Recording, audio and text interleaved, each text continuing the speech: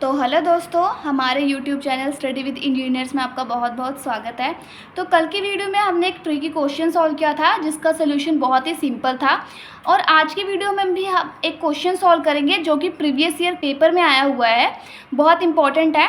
ये भी थोड़ा सा ट्रिकी है बट इसका जो सोल्यूशन है वो बहुत ही मज़ेदार होगा आपके लिए, कि जो इसका सोल्यूशन है फाइंड करने में थोड़ी थोड़ी सी चीज़ें हैं जो पता होनी चाहिए। तो आज हम एक नए फॉर्मूले के एक नए तरीके के बारे में भी सीख लेंगे। इसके साथ साथ इंटीग्रेशन बाय पार्ट्स किस तरीके से होता है अगर हमको इंटीग्रेशन दो चीज़ों का गिवन हो। तो ये आपके सामने एक क्वेश्चन दिख रहा होगा। अब हम इसे किस अप्रोच से सॉल्व करेंगे, देखो हमें पहले क्या चेक करना होता है कि जो हमारी गिवन इक्वेशन है वो x के लीनियर में है या हमारी गिवन इक्वेशन y के लीनियर में है। ये चीज़ हमको चेक करनी होती है। बट अगर हम ये क्वेश्चन देखें तो ना हमें ये x के लीनियर में लग रही है और ना ही हमें ये y के लीनियर में लग रही है। तो हम इसको किस तरीके से सॉल्व करेंगे ज़रा देखो। यहाँ पे ये dy क्या है, मल्टीप्लिकेशन में है।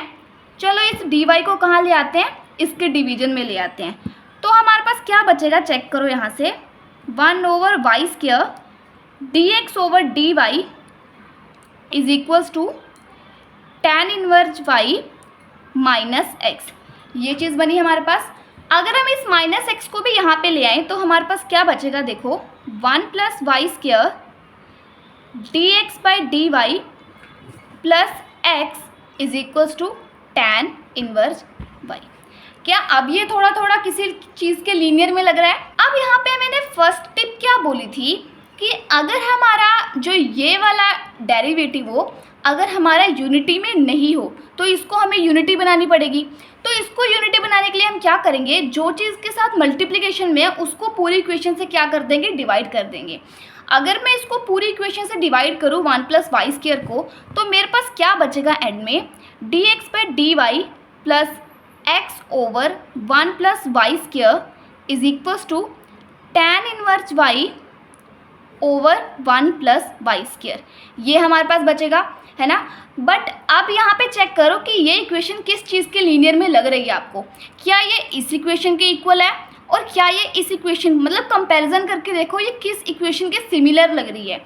हमें अगर यहाँ पर देखें तो y की टर्म क्या हो रही है, अगेन एंड अगेन रिपीट हो रही है। तो ये क्या हो सकता है, x की टर्म रिपीट नहीं हो रही है। तो ये इक्वेशन क्या हो सकती है, x के लीनियर होगी। x के लीनियर होगी तो यहाँ से हम कंपेयर कर लेते हैं x लीनियर वाली इक्वेशन लेके। तो x लीनियर की इक्वेशन क्या थी, dx/dy plus px is equals to q। अब हमारे पास क्या आ गई, जो इक्वेशन बनी हमारी वो बनी हमारी x के लीनियर। अब अगर हमारी इक्वेशन x के लीनियर होती है तो p और q किसके फंक्शन होते हैं, p और q होते हैं y के फंक्शन। तो हमारी p और q की वैल्यू अगर मैं कंपेयर करूँ इस यहाँ से तो मेरी p की वैल्यू आएगी 1/1+y²। हमारी q की वैल्यू यहाँ से कंपेयर करके चेक करो तो हमारी q की वैल्यू क्या आएगी, tan inverse y over 1+y²। तो हमें अपनी p की वैल्यू भी मिल गई है और हमें अपनी q की वैल्यू भी मिल गई है। इसके आगे हमारा सेकंड स्टेप क्या होता है, जब हमारे पास p और q की वैल्यू आ जाती है तब हमारे को फाइंड करना होता है हमारा इंटीग्रेटिंग फैक्टर। तो अगर इक्वेशन जो हमारी इक्वेशन होती है वो लीनियर टू x होती है तब हमारा इंटीग्रेटिंग फैक्टर क्या होता है, तो हमारा इंटीग्रेटिंग फैक्टर होता है e⁻p dy। dy क्यों, क्योंकि जो हमारी इक्वेशन है वो x की लीनियर में है। तो p और q किसके फंक्शन हुए, y के फंक्शन हुए, इसलिए p dy। अगर हम अब यहाँ पे अपनी वैल्यू पुट करके अगर हम फाइंड करें हमारा क्या आएगा, तो p की वैल्यू क्या है हमारी 1/1+y² और dy, ठीक है। यहाँ से हमारी ये वैल्यू हुई।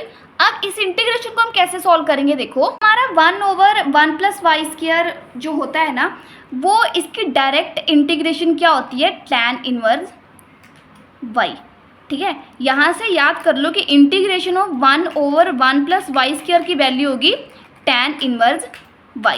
एज अ फॉर्मूला लर्न करके रखो, ठीक है। तो यहाँ से आ गई हमारी डायरेक्ट इंटीग्रेशन की। तो यहाँ से हमारे इंटीग्रेटिंग फैक्टर की वैल्यू क्या आई, e⁻tan इनवर्स y। अब यहाँ से एक चीज़ चेक करेंगे, जब हमारा इंटीग्रेटिंग फैक्टर निकल जाता है तब हमारा थर्ड स्टेप होता है सोल्यूशन फाइंड करने का।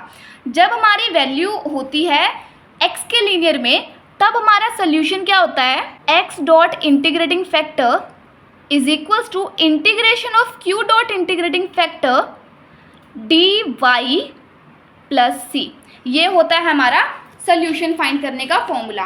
अगर हम अब यहाँ से अपनी वैल्यू पुट करें तो हमारा इंटीग्रेटिंग फैक्टर की वैल्यू हमने पुट की, क्यू की वैल्यू हमने पुट की, और हमने इंटीग्रेटिंग फैक्टर की वैल्यू फिर से पुट की यहाँ पे डी वाई प्लस सी।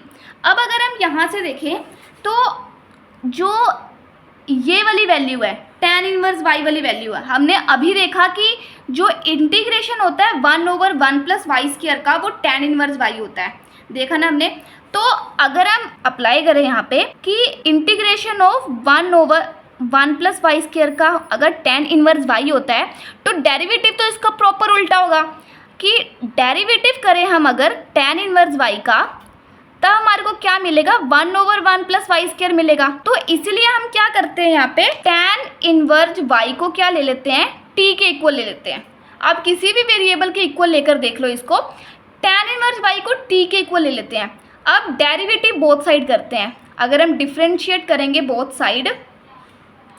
साइड अगर डिफ्रेंशिएशन करेंगे with respect to both side with respect to y करेंगे, ठीक है। अब यहाँ पे देखो अगर मैं इसका डेरिवेटिव करूँ tan इनवर्स y का, ठीक है, और इसका डेरिवेटिव करूँ dt ओवर dy। अब हमने अभी देखा कि derivative of tan inverse y क्या होता है 1/1 प्लस वाई स्क्वायर, और इसका सेम आएगा dt बाई dy। ये y उधर जाके मल्टीप्लिकेशन में चला गया तो 1/1 प्लस वाई स्क्वायर dy किसके इक्वल आ गया, dt के इक्वल आ गया।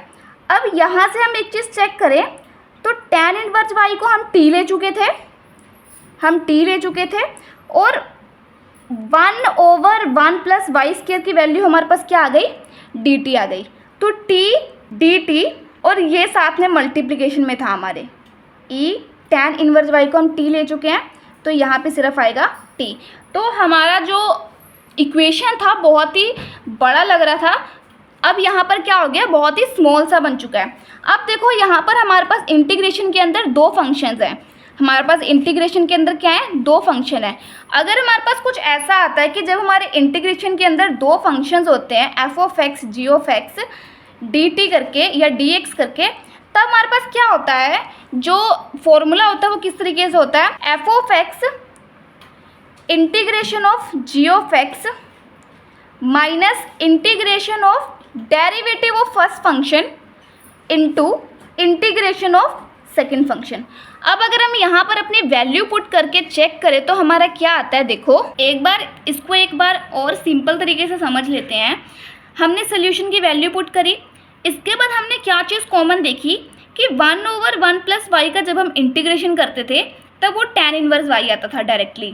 तो इंटीग्रेशन क्या होता है, डेरिवेटिव का उल्टा होता है और डेरिवेटिव इंटीग्रेशन का उल्टा होता है। तो अगर हम डेरिवेटिव करेंगे tan इनवर्स y का तो हमारे पास 1 प्लस वाई स्क्वायर आ जाएगा, 1/1 प्लस वाई स्क्वायर। तो यहाँ से अगर मैं tan इनवर्स y को t के इक्वल ले लूँ, किसी भी वेरिएबल के इक्वल ले लो, z के इक्वल ले लो, जिस मर्जी अल्फ़ाबेट के इक्वल ले लो, तो अगर मैं इसके बाद डेरिवेटिव करूँ both side with respect to y तो मेरा क्या आता है, चेक करो, इसको भी मैंने डेरिवेटिव किया विद रिस्पेक्ट टू y से, इसको भी मैंने डेरिवेटिव किया। इसके बाद मेरा क्या आया, derivative of tan inverse y मेरा क्या आया, 1 प्लस वाई स्क्वायर आया और ये एज इट इज़ रहा। फिर इस dy को हम क्या ले गए, यहाँ पे डिवाइड में था, उधर जाके मल्टीप्लिकेशन में ले गए। तो मेरे पास 1/1 प्लस वाई स्क्वायर dy की वैल्यू क्या आई, dt के इक्वल आई। अब इसके बाद मैंने क्या किया कि जब मेरी 1/1 plus y square d y की वैल्यू डी टी में आई तो इसको यहाँ पे सिंप्लीफाई करके चेक करेंगे कि हमारी वैल्यू क्या आई। देखो यहाँ से जो मेरी वैल्यू थी, यहाँ से tan इनवर्स y और ये वाली tan इनवर्स y ये किस में चेंज हो गई, t में चेंज हो गई। तो देखो मेरी क्या आई, tan इनवर्स y भी t में चेंज हो गया और e raise to power tan inverse y भी क्या हो गया, t में चेंज हो गया। और मेरी जो यहाँ पे वैल्यू थी ना 1/1 प्लस वाई स्क्वायर की वैल्यू और इस डी वाई की वैल्यू देखो मेरी क्या आई, डी टी आई ना। तो यहाँ पे मेरी आ गई डी टी। और अभी मैंने दो फंक्शंस का वाला फॉर्मूला बताया कि जब हमारे पास इस तरीके से दो फंक्शंस होते हैं तब हमारा फॉर्मूला क्या होता है, तब हमारा फॉर्मूला होता है एफ ऑफ एक्स मतलब कि first function integration of second function minus integration of derivative of first function into integration of second function. अब देखो इसको सॉल्व किस तरीके से करेंगे। फर्स्ट फंक्शन क्या है मेरा, t है, फिर मैं इंटीग्रेशन करूँगी सेकंड फंक्शन का et minus derivative of first function. अब t का डेरिवेटिव क्या होगा विद रिस्पेक्ट टू t, 1 होगा, तो यहाँ से मेरा 1 आ जाएगा ना। चलो एक स्टेप और लिख के देख लेते हैं। नहीं, derivative of first function into integration of second function. अब मेरा यहाँ से वैल्यू क्या आएगा, देखो t et का इंटीग्रेशन et ही होता है, minus derivative of t with respect to t क्या होगा, 1 डॉट इंटीग्रेशन ऑफ et ही होता है, तो सेम et। अब अगेन इसका क्या होगा, इंटीग्रेशन होगा, तो इंटीग्रेशन ऑफ et मेरा फिर से क्या आ जाएगा, et ही आ जाएगा।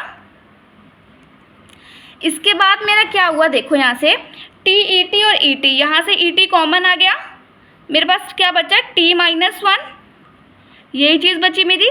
और et की वैल्यू, अब यहाँ से हम t की वैल्यू अपनी पुट कर देंगे, तो मेरे वैल्यू क्या आ जाएगी, देखो t की वैल्यू हमने क्या लेट करी थी, tan इनवर्स y, तो यहाँ से हम t की वैल्यू पुट कर लेते हैं tan इनवर्स y, इस वाले t की भी वैल्यू पुट कर लेते हैं tan इनवर्स y माइनस 1। तो मेरी ये आई इतनी चीज़ की वैल्यू, इतनी चीज़ की वैल्यू हुई, और सारा बाकी क्या होगा, एज इट इज़ होगा। तो अगर मैं एज इट इज़ लिख दूँ बाकी सबको, x dot e tan inverse y, जो मेरी इंटीग्रेशन थी उसकी वैल्यू क्या आई है, ये चीज़ आई है y tan inverse y minus 1 plus c। तो ये क्या हुआ, मेरा फाइनल सोल्यूशन हुआ। इक्वेशन जो कैलकुलेशन थी वो बहुत ही ज़्यादा ट्रिकी थी, बट अगर आप समझा होगा ध्यान से तो ये चीज़ बहुत ही आसान थी, क्योंकि सब कैलकुलेशन का खेल था। तो आज की वीडियो में इतना ही। अगर जिसको नहीं समझ आया तो एक बार अगेन वीडियो चला कर देखना, नहीं समझ आया फिर चला के देखना, बट एक बार ट्राई करके ज़रूर देखना सोल्यूशन को एक बार खुद से भी। तो आज की वीडियो में इतना ही। Thank you.